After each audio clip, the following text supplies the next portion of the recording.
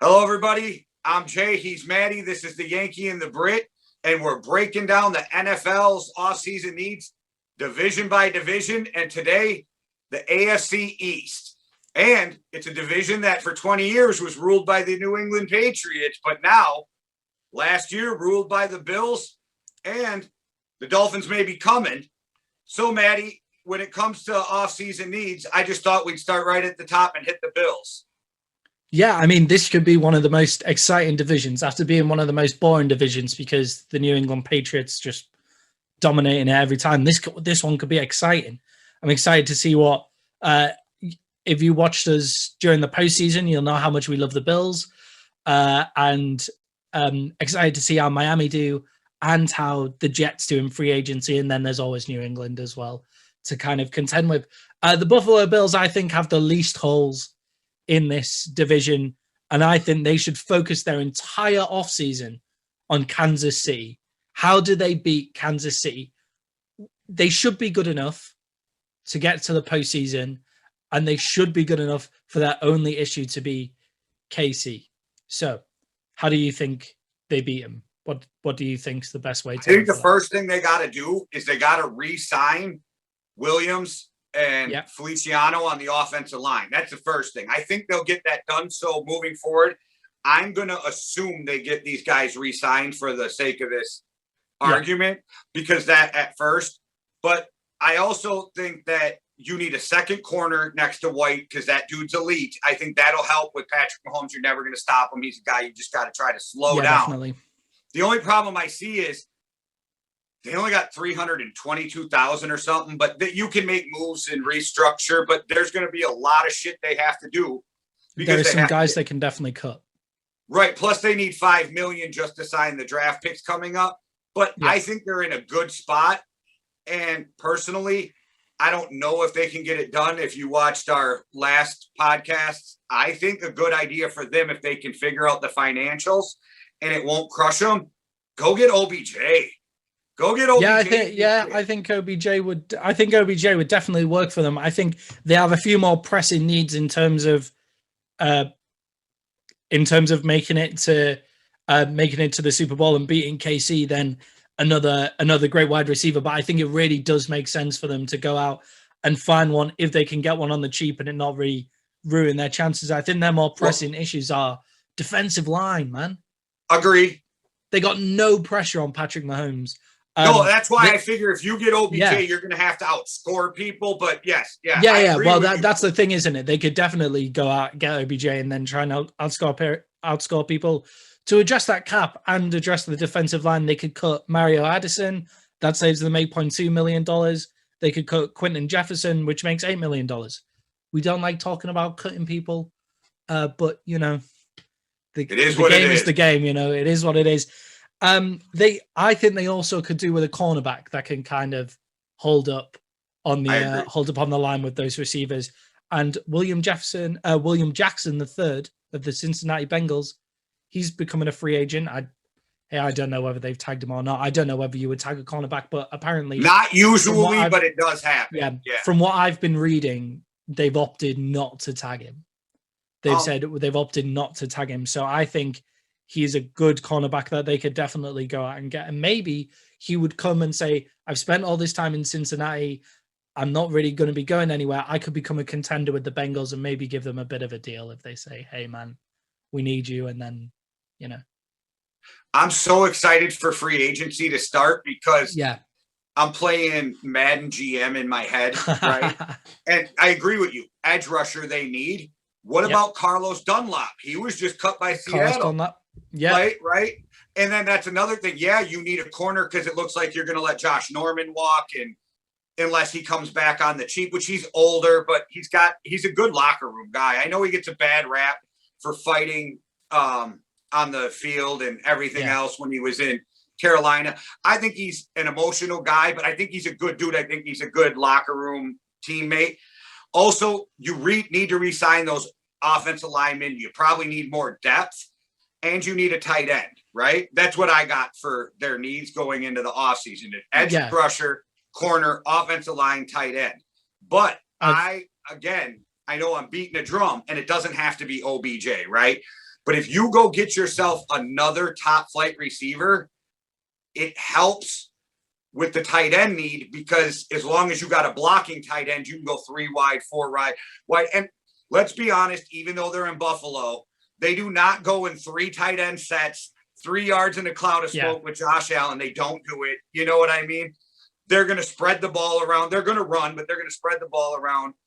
I think if you can attack one or two of those 4 needs in free agency, when you get into the draft, you're sitting so pretty, because, granted, you don't draft till like 30th, but there is going to be so many deep players at offensive line, wide receiver, corners. This is when the most value is going to come in, is late first all the way through the 3rd round on those guys. I think they're sitting in, as crazy as it sounds, as late as they're drafting, in the perfect position for them. I think it's a good spot for their needs. Yeah.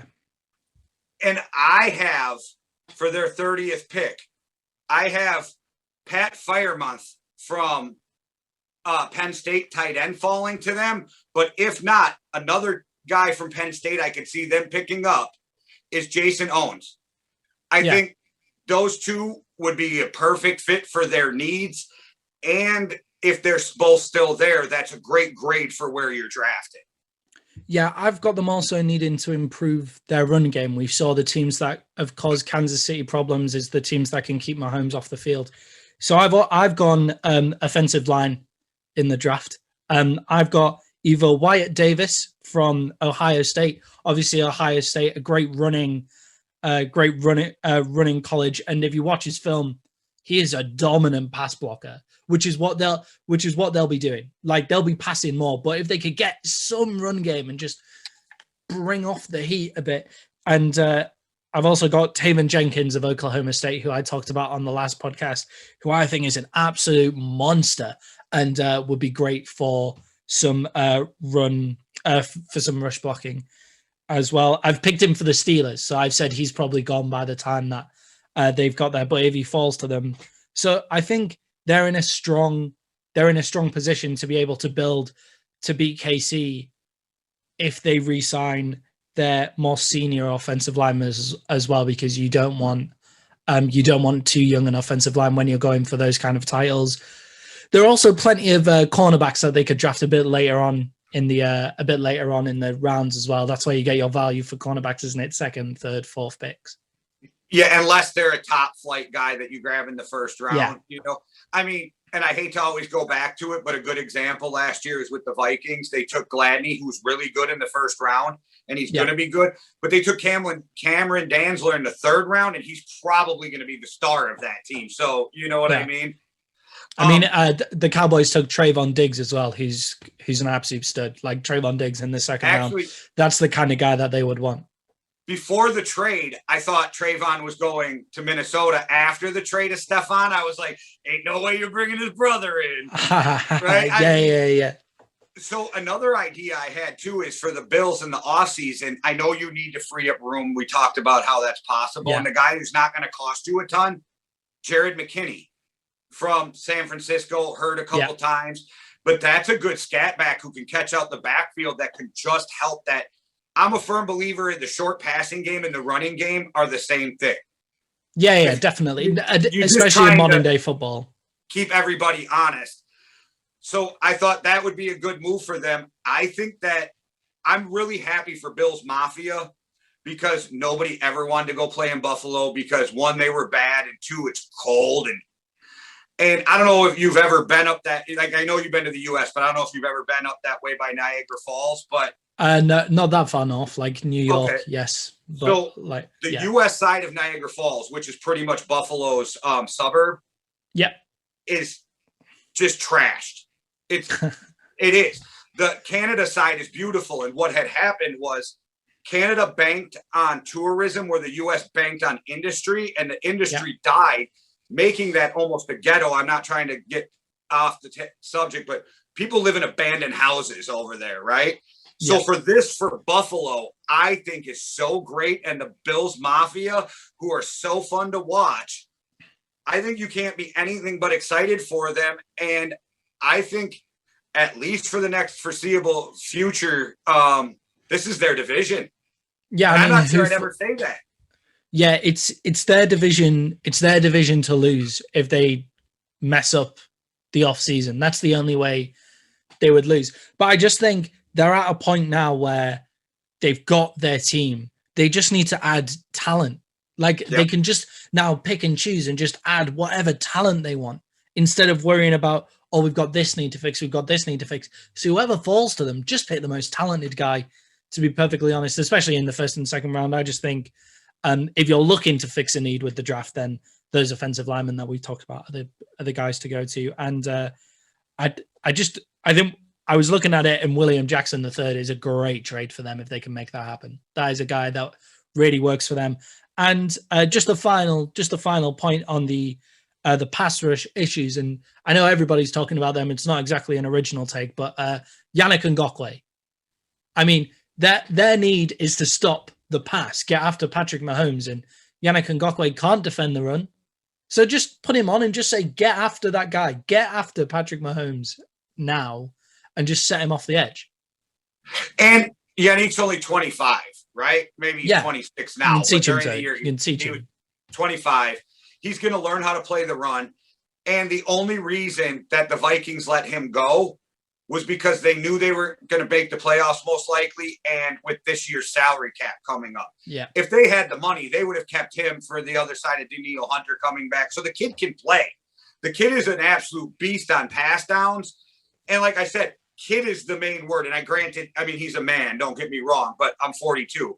He's 25 years old. He's going to learn how to play the run. I think you can get a guy like him in free agency. We've talked about how deep the offensive line free agency is, which almost might hurt the guys coming out in the draft, which will be great for teams pushing them back. If a bunch of free agents sign, teams aren't jumping on the first round for these. Yeah.